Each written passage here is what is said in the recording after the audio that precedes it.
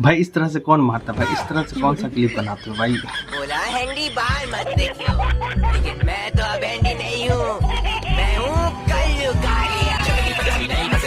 बात तो बिल्कुल सही कही गई। तुम दिल्ली के नहीं कल्लू कालिया हो, बल्कि पूरे इंडिया भर के कल्लू कालिया हो। ऐसा कौन सा धर्म है?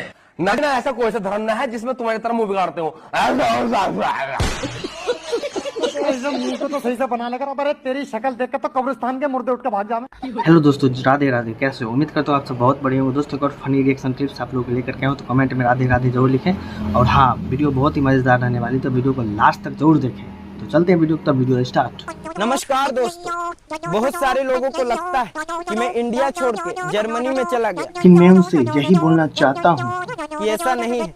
इंडिया वालों ने मुझे मार मार के जर्मनी में भेज दिया और ये जर्मनी के लोग भी मुझे नहीं रहने देते, इसलिए मैं इस जंगल में आ चुका हूँ। बहुत सारे अंधभक्त हैं, वो बोलेंगे कि आपको और कोई जगह नहीं मिला, आपको ये जंगल ही मिला। उनसे मैं यही बोलना चाहता हूँ, जर्मन शेफर्ड यानी कि कुत्ता जंगल में ही तो आएगा, और कहाँ जाएगा। बेल्टन ब्रो बेल्टन, बहुत तगड़े से रिलाई किए हो ध्रुव राठे की। इसी तरह से करते रहो, बहुत मजा आता है, बहुत मजा आ रही है। कुत्ते का पिल्ला कुत्ता होता है, शेर नहीं। तेरा बाप कुत्ता है तो कुत्ते का पिल्ला है, कुत्ता है तो कुत्ता।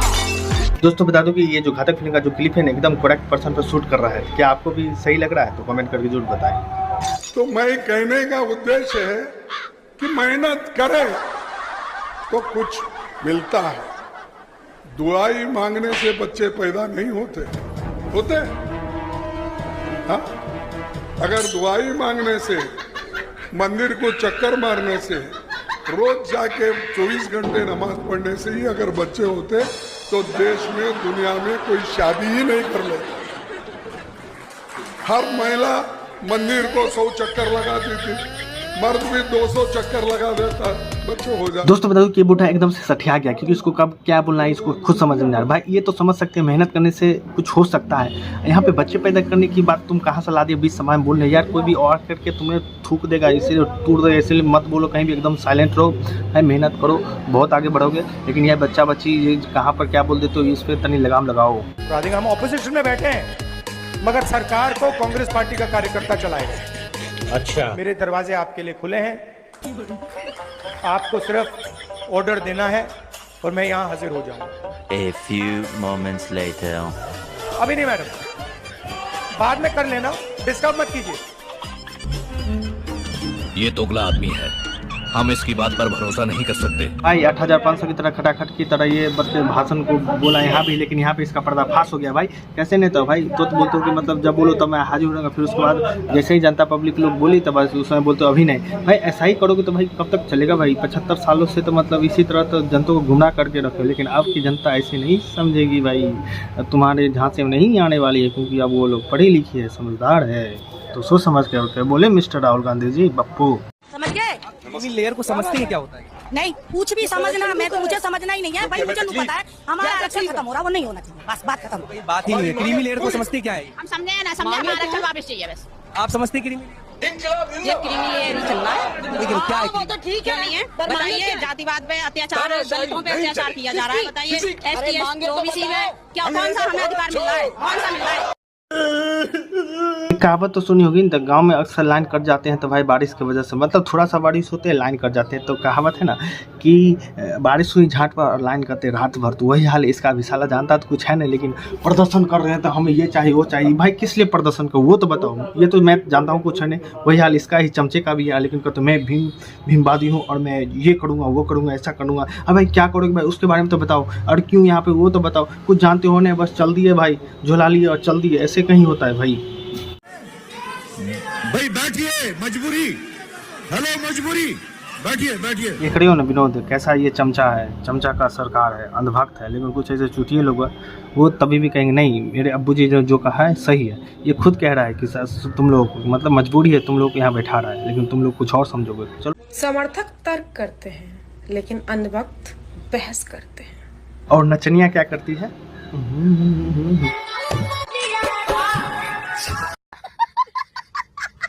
इतिहास गवाह है मेरे भाई, जब हमारे बाबा साहब किसी भगवान के आगे नहीं झुके तो फिर हमारा तो कर्तव्य बनता है ना उनकी परंपराओं का पालन करना।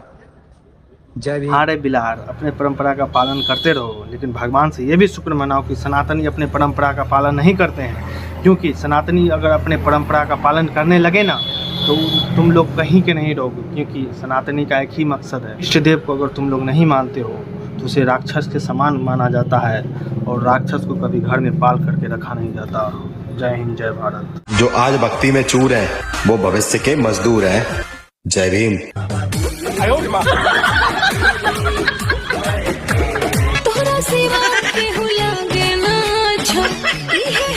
सही कह रहे हो बिलार, जो इस तरह के भक्ति में चूर है वो मजदूर बनने के लायक ही हैं, और बनते भी मजदूर ही हैं। जिनके पिछवाड़े में नीले कबूतर का अंडा है, आने वाले वक्त में उसके पिछवाड़े में पड़ने वाला डंडा है। ये लैटरिन बनाई होगी, बड़ी सोच समझ के बनाई होगी। क्या कलर छाटा है, अगर मैं बोलूंगा तो कुछ विवाद हो जाएगा। कुछ नहीं होगा भाई, कुछ नहीं होगा, क्योंकि ये सेफ्टी का रंग भी लाल है और तुम्हारा टी शर्ट का भी रंग भी लाल है। तुम दोनों आपस में भाई भाई हो, तुम्हारे सेफ्टी पे जाकर के हगूं या तुम्हारे मुंह पे जाके हगूं, बात बराबर ही है। तुम मेरे भाई जब सारे हिंदुओं को एक करने की बातें करते हो तो फिर उनके रिजर्वेशन का विरोध क्यों करते हो?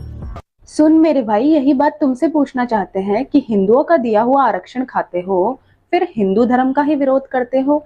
इतना दोगलापन कहाँ से लाते हो वे नीले परिंदों? जब चढ़ाया हुआ प्रसाद भक्तों में बांटा जा सकता है तो चढ़ाया हुआ सोना और पैसा क्यों नहीं? अरे मेरे प्यारे खरगोश, मेरे को एक बात बता भाई, तुम्हारी अम्मा जाती है मंदिरों में सोना चांदी चढ़ाने? नहीं, तुम्हारे अब्बा कभी गए हो, शायद भूल गए हो वहाँ पर सोना चढ़ा के? तुम्हारे खानदान का कोई व्यक्ति है जो वहाँ पर सोना चांदी चढ़ाने जा रहा है? मैं अगर मंदिर जाता हूँ, वहाँ पर पैसे चढ़ाता हूँ और मेरे पैसे का कोई गलत चीजों में यूज होता है तो भाई मेरे को दुख होगा, लेकिन अब जब मैं पैसे चढ़ा ही नहीं रहा तो मेरे को क्या बात का, मेरे को घंटा फर्क पड़ता है मंदिर का पैसा कहाँ जा रहा है। ठीक वैसे ही भाई, जब तू पैसा चढ़ा ही नहीं रहा तो तेरे को क्या फर्क पड़ता है मंदिर का पैसा कहाँ जा रहा है कहाँ नहीं जा रहा है। मैं कहूँगा कि जम्मू कश्मीर की चुनाव अगर हम जीतेंगे तो सारा हिंदुस्तान हमारे कब्जे में आएगा। तो भाई लोग सुन लिया ही कि खड़गे जी मुझसे अपनी जहरीली गल से क्या बोल रहे हैं। भाई ये बोल रहे हैं कि भाई जम्मू कश्मीर में अगर जीत लिए तो मतलब क्या पूरा भारत पे कब्जा कर लेंगे। भाई भारत तुम्हारे बाप का है जो तुम भारत पे कब्जा कर लोगे? यही तो तुम 72 साल से करते आ रहे हो कि बस आम जनता को बेवकूफ़ बना रहे हो और मतलब उसको ठग रहे हो और जीत जा रहे हो। लेकिन अब वैसी जनता नहीं है खड़गे, मिस्टर खड़गे जी। आप जितना सोच रहे हो ना बस उसका 1% भी सही नहीं होगा। इसीलिए ऐसा बात तो बयान देना ही बंद कर दीजिए, ना तो बहुत सारे ऐसे लोग हमारे देश में कि आपको जहाँ रहेंगे वहाँ जाके घींच करके आपको मारेगा। पहले तो भाई बोलने का सुधार लो, पहले जाके दबाव बा करो भोसड़ी का। तुम्हारे मुँह से जब हमेशा गंध आते रहता है और हमेशा देश के टुकड़े टुकड़े बांटने के बारे में हमेशा सोचते रहते हो, क्योंकि तुम लोग तो आस्तीन का सांप हो ना भोसड़ी के। तुमको तो इस तरह से रेलेंगे, इस तरह से पेलेंगे कि जहाँ तुम मिल गया तुमको वहीं जाके खेल देंगे तुम। दोस्तों, कभी आपने सांप को पाला है, अब सांप को कितना भी दूध पिला दो कभी ना कभी वो आपको डस ही देगा। ऐसा एक सांप हमारे इंडिया में भी है। आज वो कश्मीर में खुलेआम घूम रहा है, स्पीचेस दे रहा है, आइसक्रीम खा रहा है, लेकिन फिर चाहता है कि आर्टिकल 370 फिर से लागू हो। कितने शर्म की बात है। चलिए ये छोड़िए, आज मोदी जी यूक्रेन गए हैं और दोनों तरफ से फायरिंग रुक गई है। ना यूक्रेन ना रशिया फायरिंग कर रहा है। कितने कमाल की बात है। लेकिन हम लेफ्ट वाले फिर भी बेशर्मों की तरह मोदी जी को डिक्टेटर बुलाते रहेंगे क्योंकि हमें पेमेंट पहुंच रही है। ज़्यादा कुछ इस पे नहीं बोलेंगे, बस एक ही बात बोलेंगे कि ये लड़का जो है ना सो मतलब हमेशा बहक गया है और मतलब बाहर रहते रहते जर्मन में, और जर्मन के लोग इसे कुत्ता बोलते हैं और इंडिया के लोग कुछ इसे अपना अब्बा बोलते हैं, लेकिन इसका अब्बा रियल में केजरीवाल है और ये राहुल गांधी है। और ये मतलब जो अच्छा काम करता है उसको मतलब ये ठूसते रहते हैं कि मतलब करते रहते हैं कि ये अच्छा नहीं किया, लेकिन जब इसके घर में कोई अच्छा काम कर देता है मतलब बुरा काम कर देता है तो उस पर ये एक शब्द भी नहीं बोलेंगे।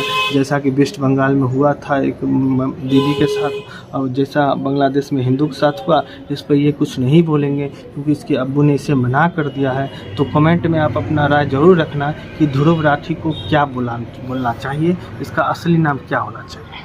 अगर हर माँ बाप की ये इच्छा होती है कि अपने बेटे को, किसी की इच्छा होती है इंजीनियर बनाए, किसी की इच्छा होती है डॉक्टर बनाए, और बहुत सी जगहों पर वह उनकी इच्छा पूरी नहीं करती। लड़का इस लायक ही नहीं होता है कि मार मार के उसको डॉक्टर बना दें, मार मार कर उसको इंजीनियर बना दें। तो मैंने कहा आपकी भी इच्छा अगर होगी थी कि लड़के को नेता बनाए तो 10 साल का आपको टाइम मिल गया। 10 साल में आप उसको नेता नहीं बना सकें, 10 साल में आप उसको बोलना नहीं सिखा सकें, 10 साल में उसकी राजनीतिक सोच नहीं बन पाई है, वो वैसा का वैसा। अब हम तो थक गए सुन सुन के, कोई उसे पप्पू बोलता है, कोई उसे मंद बालिक बुद्धि का बालक बोलता है। हमारी कितनी इंसल्ट करवाओगी आप?